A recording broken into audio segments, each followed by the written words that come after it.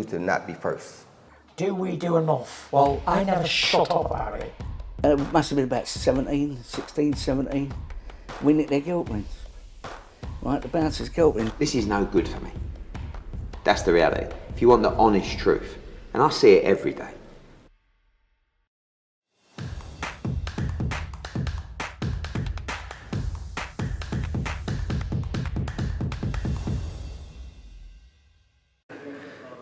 Andrew McCART, IFL TV. I'm here in Glasgow, and you'll know I love talking to Ricky Buns. Ricky, I've known you for a long time now, but this is one fight I never expected. I've probably done more interviews with you about this fight than I have any other fight you've been involved with, so that just means it's a big deal.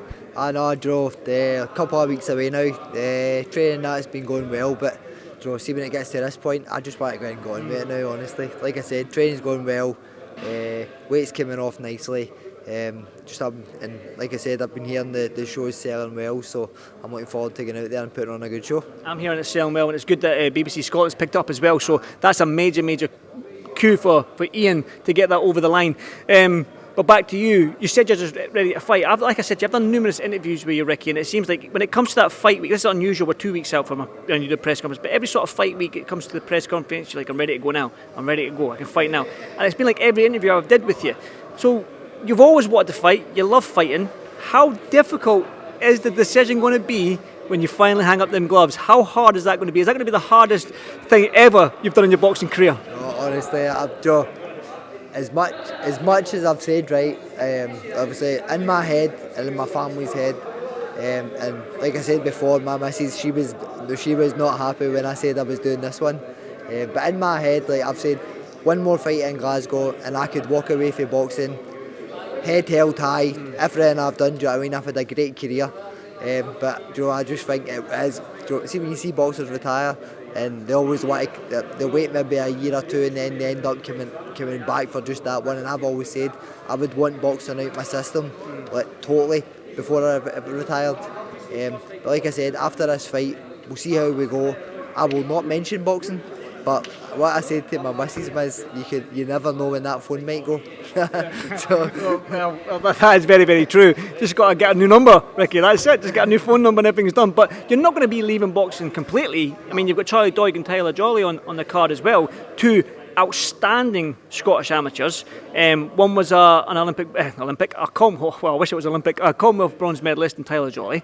So you're not just leaving the sport completely when you do hang up. You're going to bring in that wealth of knowledge of a 3-weight world champion, all the big fights you've been involved in. You're going to bring them that knowledge and that wisdom that you had, and you're going to pass it on to these young fighters, which is always good to see. I know, 100%. Do you know, I was hoping to have some news today, but I've nearly got my gym over the line, so Mighty Rick's coming soon. But like I said, it's going to be obviously I've got some pros now that I'm training, and I've always said throughout my whole career, when I officially do hang the gloves up, I would love to have my own gym, train a few pros, get involved with amateurs, obviously gym open to the public, getting everybody in, like getting the public involved, group sessions, that kind of stuff.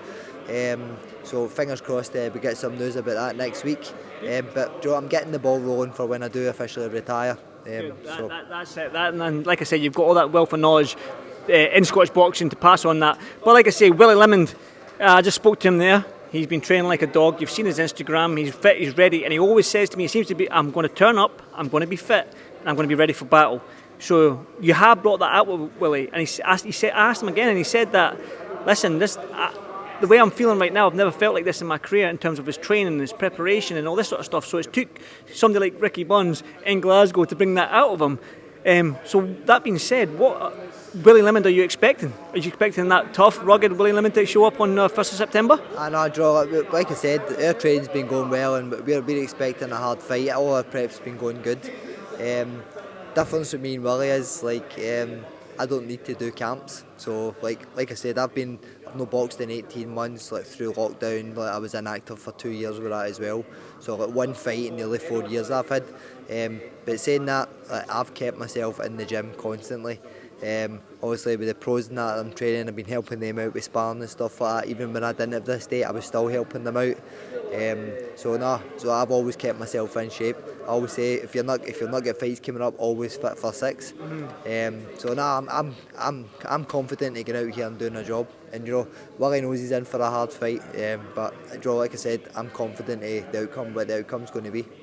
And so is he, which is good. That's why I'm lucky enough to go down to Liam Smith versus Eubank rematch. So I'll be down there on the Wednesday. I'm going to do the weigh-in on the Friday, and I'm driving right back home, right to the Braehead Arena, parking my car behind me. I'm coming in for this show. I'm going home for a couple of hours sleep, and I'm driving back down to Manchester. That's how much I can't wait for your fight. Yeah, I'm excited about Beefy against Eubank, but you and Willie has brought that. I love an old Scottish dust up, especially when it's my countrymen are going at it. And not just that, it's the fact that I'm going to say old men, because I'm the same age as you, two old men, right? It took two old men like you used to fight each other to give the platform for all these younger guys as well. So thank you for that. I mean, these young guys have got a platform. But again, that being said, you're confident of the win. How do you win? I don't see this fight going the distance, to be honest. Like I said, he might surprise me. Like I said, I was helping him train for his last fight and that, so he seems to have upped his game. So, like I said, we've trained for a hard fight.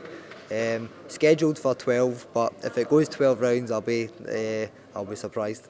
Well, that's just music to my ears again. Like that just makes me happy, Ricky. Thank you so much, mate. I'm looking forward to it. 2 weeks out, and I'm buzzing. So are you. And may the best man win. Perfect, man. Cheers, mate. Cheers, Ricky. Thanks, mate.